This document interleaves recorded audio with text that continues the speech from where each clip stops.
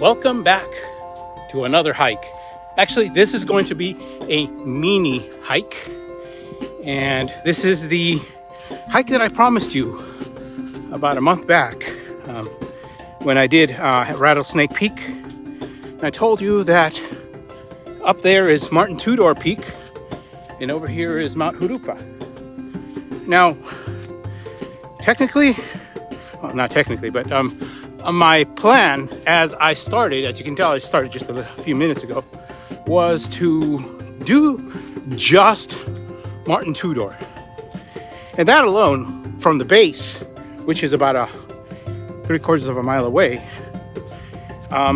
is a mile up, a little more than a mile up, and a mile down. So that would have been a really very tiny hike.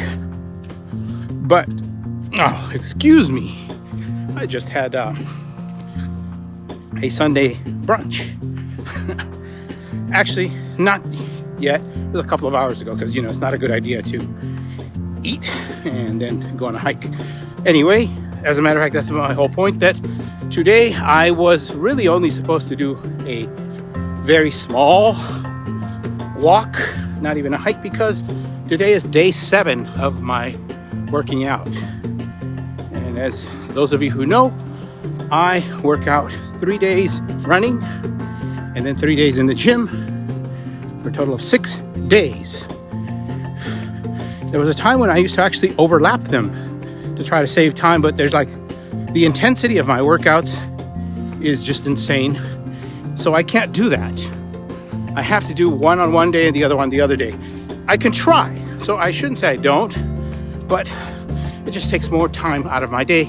And already my workout schedule is bordering on the obsessive and bordering on it being a mental illness. I'm not even kidding. I should probably do a little chart just to show, but I spend too much time. The amount of time that I spend working out would only justify if I was a pro athlete, which I am most certainly not. Now, there's something right now I've noticed. I'm going through this trail. I didn't tell you. This trail should lead up to that peak. But the one thing that worries me right now is all of this greenery. This is not so great for 2 very important reasons. One, there's always a possibility of snakes. And 2, the bigger concern is ticks. You see, about 3 or 4 weeks ago, I got bit by a tick. So I'm going to have to be more careful this time around. Out here, ticks are such a rarity that I've never really been bit by one since then. So I know some of you in other parts of the country, they're like, "Oh, welcome to the club. I get bit every weekend." Well, I don't. As a matter of fact, I thought it was going to gross me out because the thought of one of those little bloodsuckers sucking on my body. But when it happened, it wasn't as horrifying as I thought it would be. I mean, it was unpleasant and it hurt. And it left a scar that even a few weeks later, the scar is still there. So right now, as you're seeing, we're going to see if we can make it up to Mount Jurupa. This mountain here. Not the one I said, this one. Now, right now, we are just exploring. It is raining a little bit. It's a little drizzle, as you can tell from my shirt. And it's always possible. It's been raining for a few days, as you all know. It is possible that this trail could have washed out or in some way become impassable because of rains. So if that happens, we'll turn around. But let's keep going.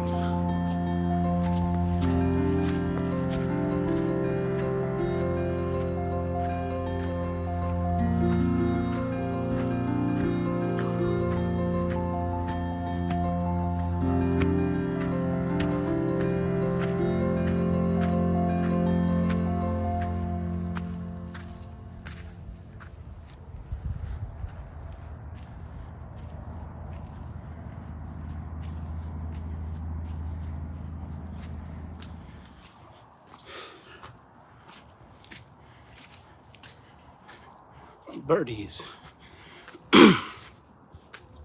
So this peak has two interesting peaks. This is the southern peak, and over there is the northern peak. So we're going to take the northern peak just because it's the furthest one. Then we'll come back and hike the southern peak. That's just a couple 100 feet away. It's funny how even little things like that reveal our inner psychology, because I know some hikers who will do it backwards. I'd rather do this quicker one and then go to the longer one.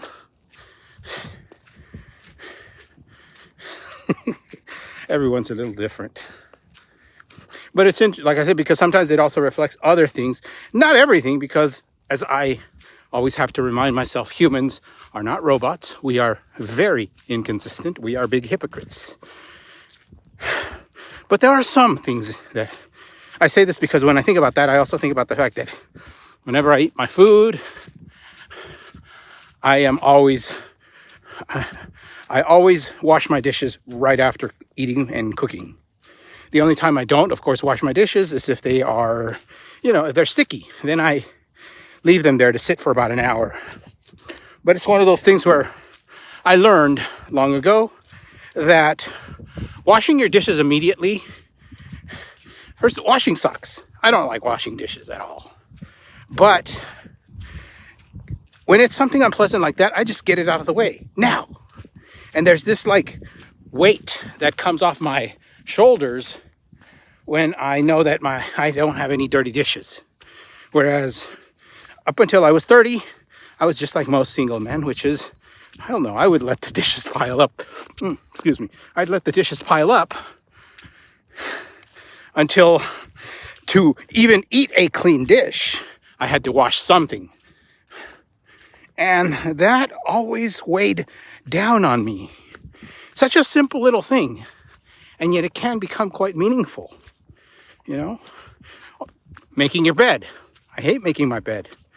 But, you know what? After a long and tiring day of work and exercise and meditation and everything else you do in a day, it is so psychologically,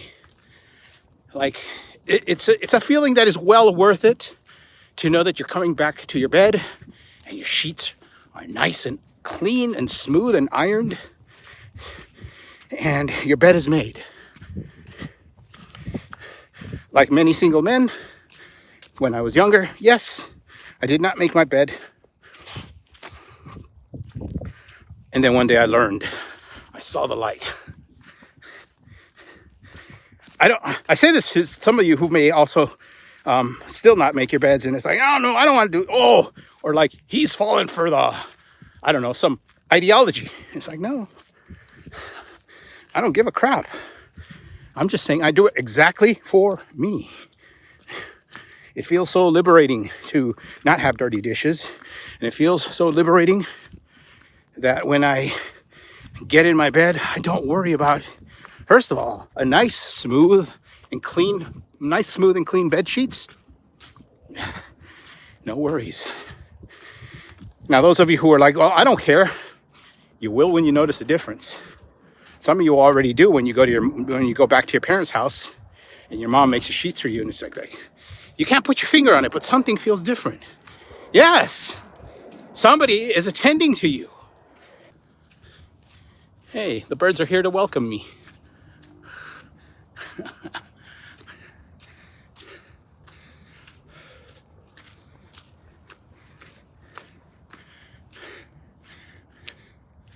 Okay.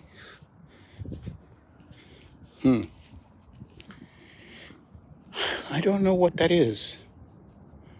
If I had to guess, maybe a weather station? I'm sure by the time this video is up, I will have figured it out.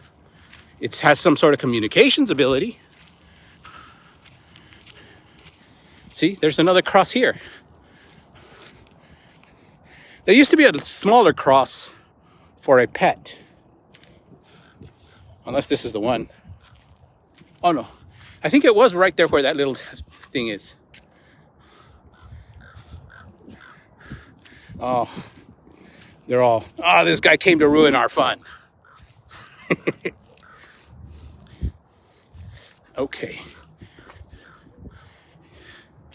Yeah, buddy. Sorry about that.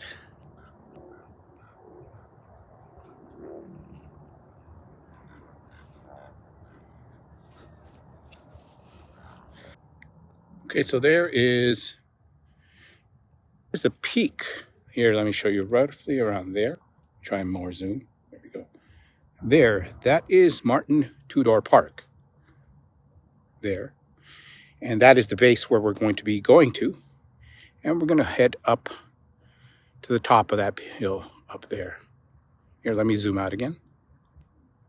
So we go from here all the way up to there. That's about a little more than a mile. So let's go ahead and head over there. I'd actually forgotten that the southern peak here is not a couple hundred feet. It's about 400 feet away, but it's still not that bad. It's not like Cucamonga and Ediwanda. What are those, 2 miles away? Well, the distance between this and that is only a mile and a half.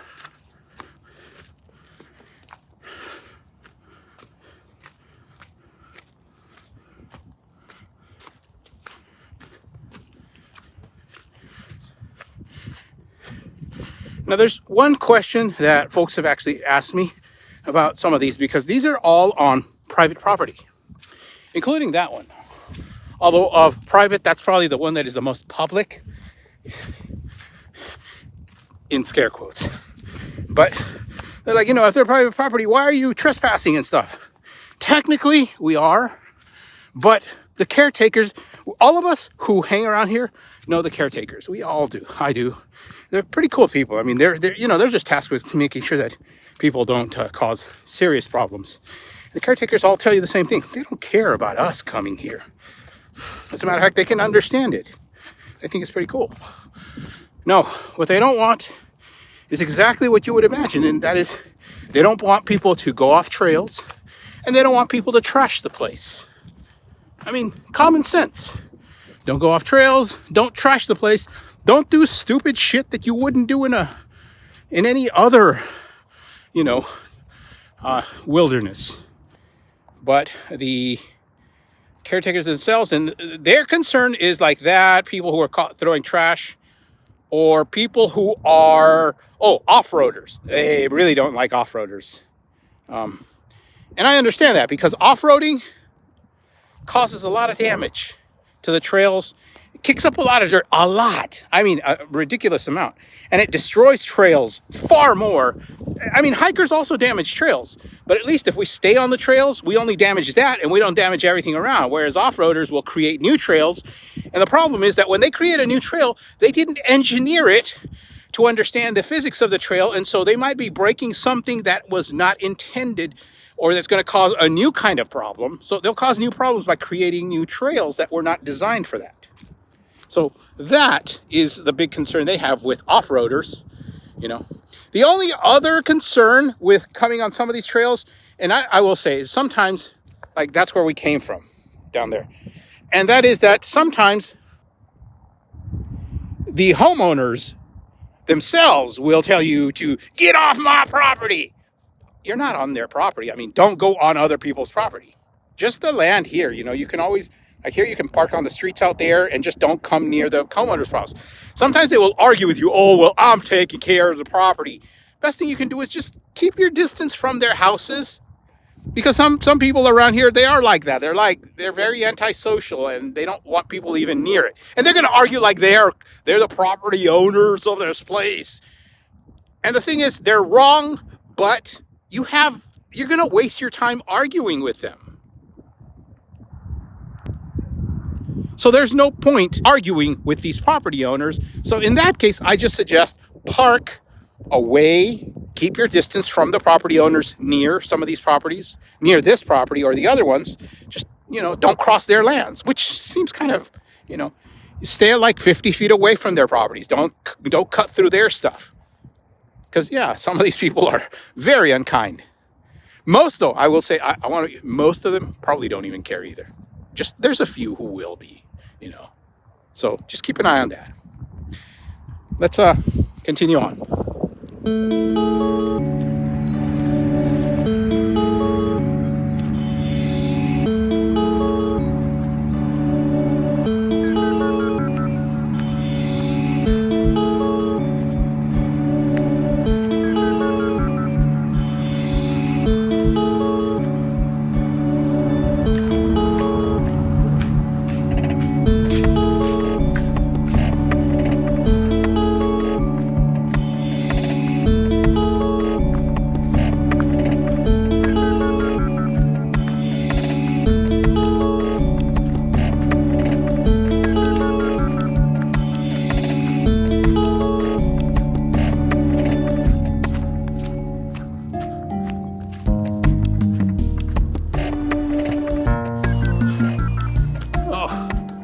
Here we go. You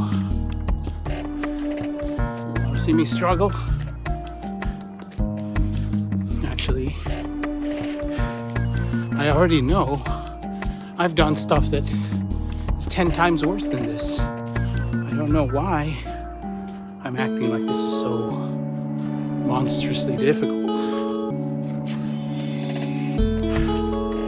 I know why. Because it's always difficult. Even this. I said it before.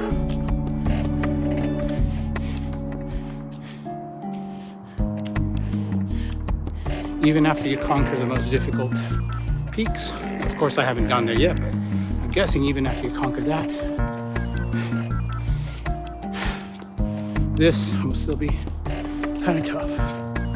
The big difference is, of course, your tolerance for pain has also increased. So it hurts, but you can handle it because you can handle more suffering. That's the best way for me to describe it. Kind of like eating hot chili. Most people would have a hard time eating those nachos, jalapenos. And when we all start, they are pretty tough. They are pretty hot and painful. But as you start eating more and more chili, you can move on to the serranos.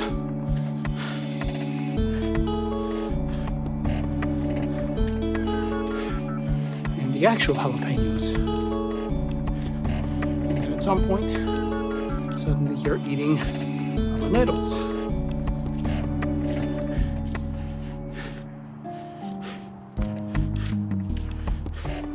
And a few that actually develop enough tolerance for pain may even move up to the Carolina Reapers. I have not gotten there. I can eat habaneros, and I eat habanero sauce. But those Carolina Reapers, no, that's too much for me. But my point still stands. My tolerance to pain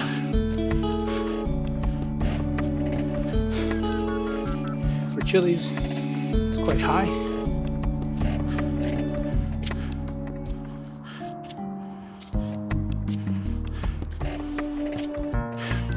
My tolerance to this pain here is also high. So I feel the same pain that I did as a beginner. And so those of you who are beginning are like, I wouldn't be doing that. I'd be, I understand. Because you are still at the bell pepper level of this. Now that's not a bad thing. That's not a criticism necessarily. Because as I said, if you practice and you internalize what it means to achieve fitness and endurance, what it means to your body, to your health, to your freedom.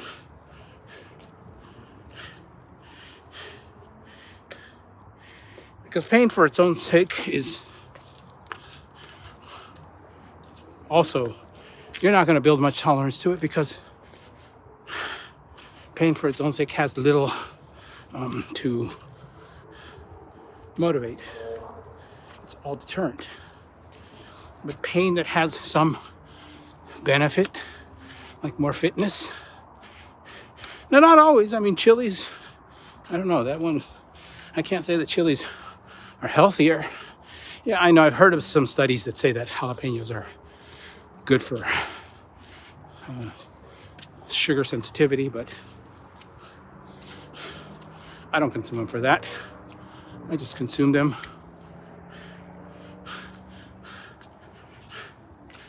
probably, don't they say that I consume them because of both the pain and pleasure that happens?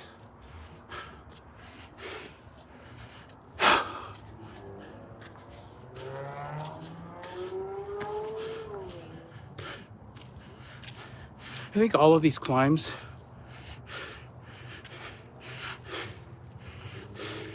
just remember to take them at a sustainable pace, and you should be able to do pretty good.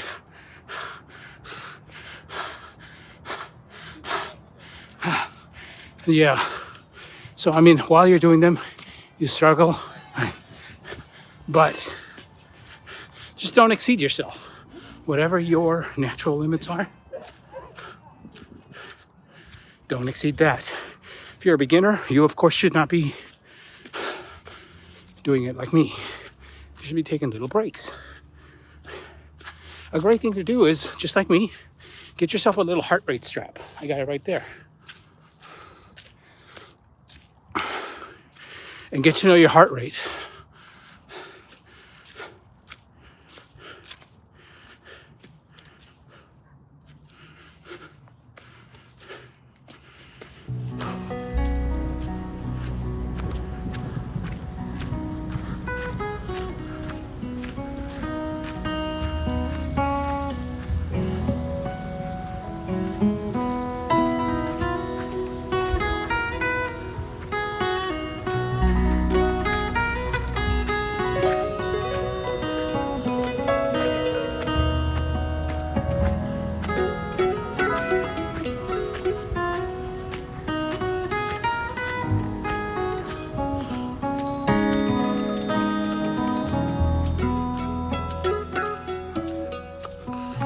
Fontana Art Walk.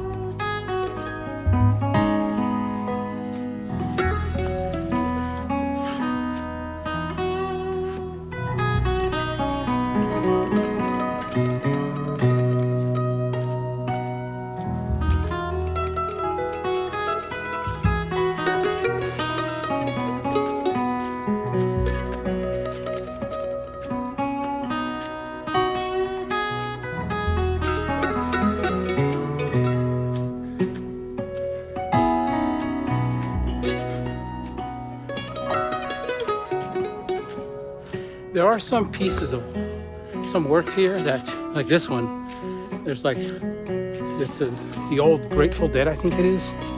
And and somebody painted a wolf over it. But kind of like they merged them, so.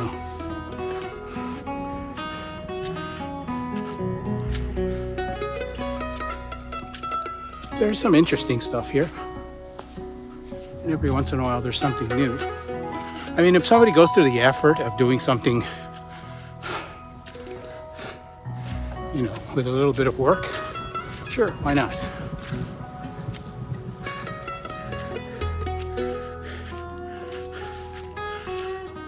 I say that because sometimes, you know, there's plenty of folks who, of course, are 100% opposed to all of this. All of it is graffiti.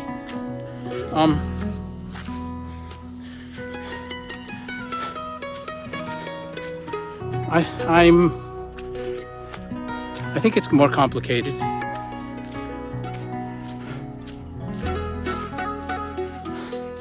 I mean, there are some obvious examples I would agree with you are nothing but garbage graffiti and should be removed. And every once in a while I will see something that is like in between the two. It looks like graffiti, but then it looks like they put some work into it. And then, of course, there's the other category, which is like, this was a labor of love. Somebody really, really wanted to express themselves. And so the best I can say is, it is complicated.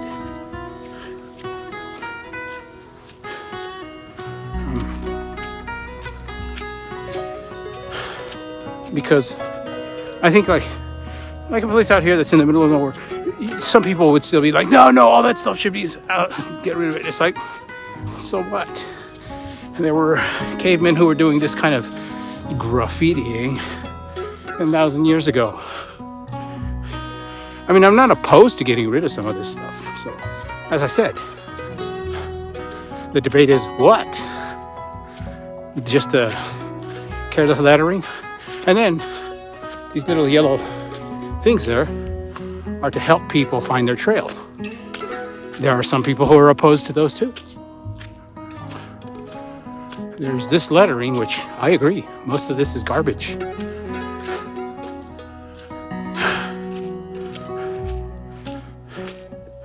My point is, it's a little more complicated.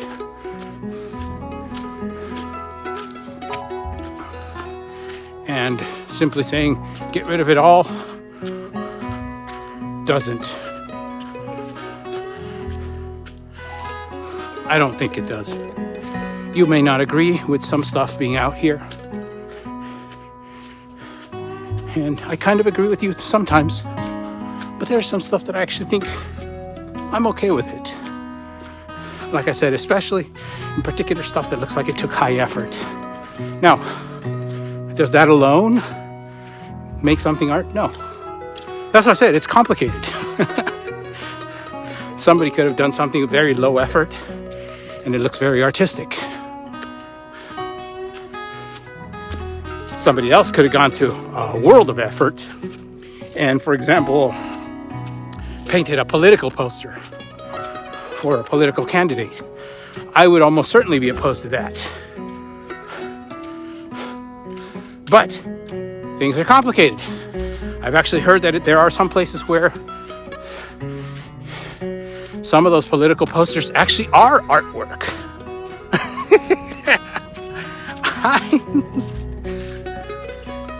It's complicated. At least let's agree to that. It's complicated, and simply dismissing everything out of hand as trash would be short-sighted. You may be like, well, yeah, but okay, let's agree that it's all art, so it doesn't belong there. Ask the people, ask others. If most of the people who come here and visit agree that it should be removed, I think that would be a strong point for its removal, yeah. Because the people kind of should have some say. The owner, yeah, of course. But, you know, at least that gives us an idea. So that my own opinion, of course, isn't the only one. Others.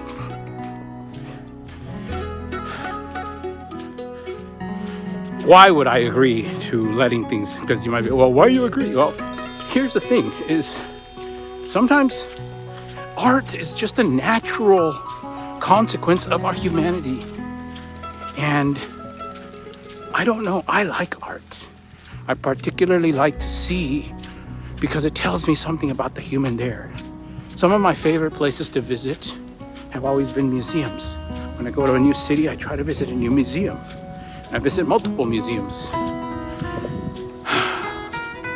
In part because sometimes I will see artifacts from thousands of years ago, and I'll see people doing shit like that where they'll have their shit is the wrong word. When I say shit, is just like there's stuff that they at the time probably didn't even think would be so important. Some clay pot that probably wasn't too important. Some of them are, but others were just like mundane things, like the kind of stuff that you would have made and not given it a second thought. And it ended up being a 2,500-year-old artifact that now is incredibly valuable. And yet this also tells us, especially the mundane art, the everyday stuff, tells us so much about humans at that time. Their values, their thoughts, the way that they led to us. Come on, I mean, those doesn't that just blow you away? These people were here thousands of years ago, tens of thousands of years ago. You'll see dicks carved on rocks, and I think that's one of the stupidest things. Because I always think like, what's funny is I think, young men usually draw those dicks on rocks, and it's like, seems kind of gay to me. But here's the thing, most of those guys are not. Or at least, okay, we exist on a spectrum, but even then, most of those kids are still mostly, almost entirely straight. Maybe the fact that they're on the spectrum and they're discovering this, but then maybe it's not. Maybe they're just using it because it is annoying. That's just also why I would not get annoyed when people carve dicks on. And I say this because it is almost, I don't know if you know this, but a lot. Like a significant, like I'd say maybe 5%, 5 to 10% of ancient, like 10,000 plus year old relics are penises.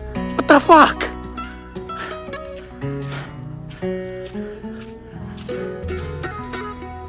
I mean, 10,000 years ago, gay was not even a concept. Gay is a concept that really only works in social situations. 10,000 years ago, well, okay, maybe 10,000, but 20,000, you still got that. Now, I'm not saying that the reality of homosexuality did not exist. Of course, we did all kinds of things. What I'm saying is that gay as we generally categorize it, did not exist. Men, they had sex with men, they didn't care, and then they moved on. They did their other things. They did whatever they did. They didn't really bog themselves down with labels. I mean, we see this with modern hunter-gatherers. To them, they're gonna bone who they're gonna bone. Of course, sometimes they will do things that we will consider absolutely atrocious. It's a totally, that's a different discussion, which is interesting in its own right, but let's stick to the subject right now of art. I just find it, the whole point that, there's all these artifacts that now we value, and yet at the same time we also see men and women and people who were producing this stuff had thoughts that were probably not much different from ours. And also the way I dismissed them as, these weirdos drawing dicks, well, maybe there's something deeper there to it. I don't know.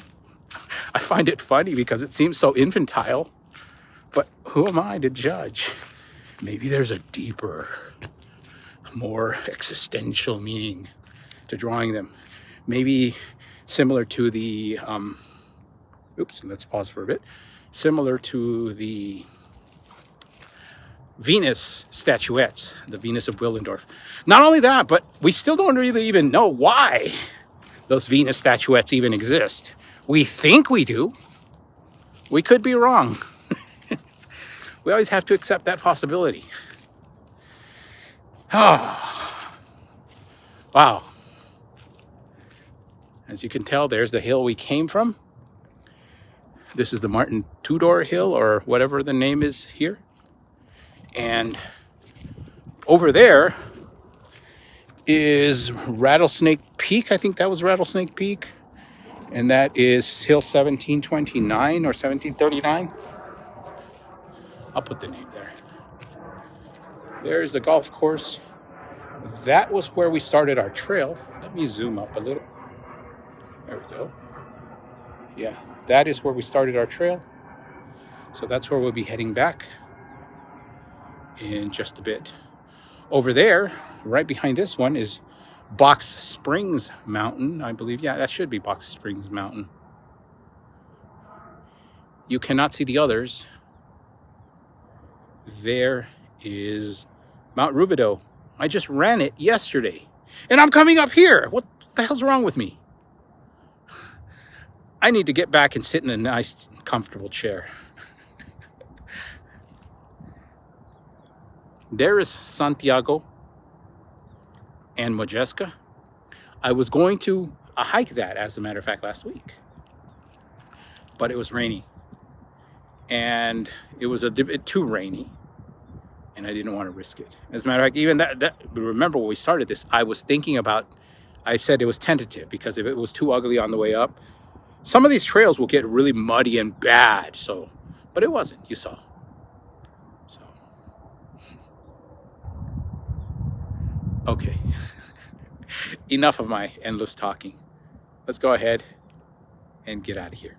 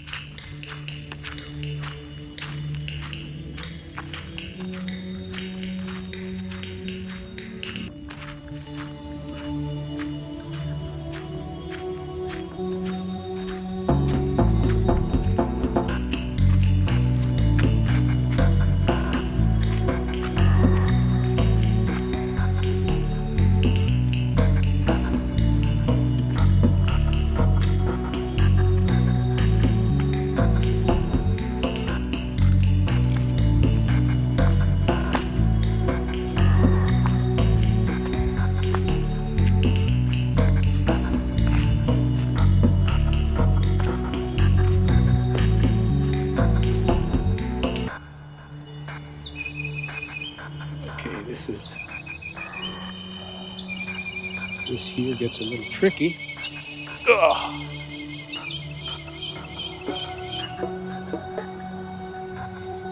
Let's be a little careful.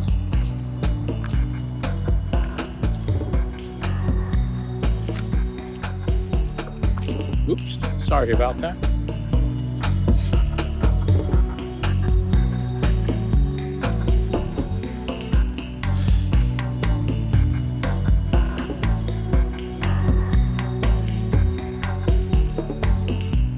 Got both graffiti that would be considered trash and even prayers, religious prayers.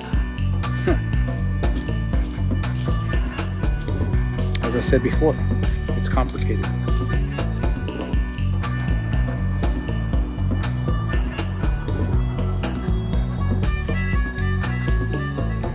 I also remember that somewhere around here there was also a couple of swastikas. So again, it's complicated. Some of these things, as I said, I would 100% agree with removing them.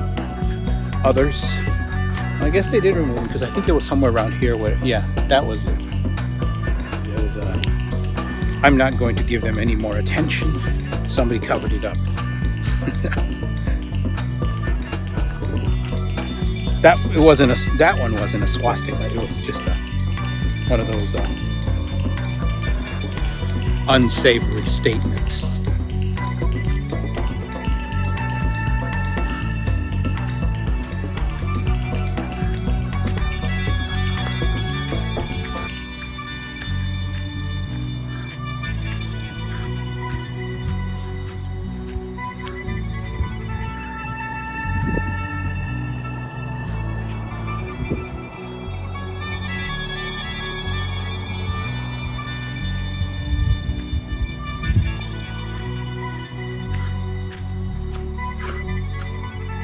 Okay, so I took the alternate road.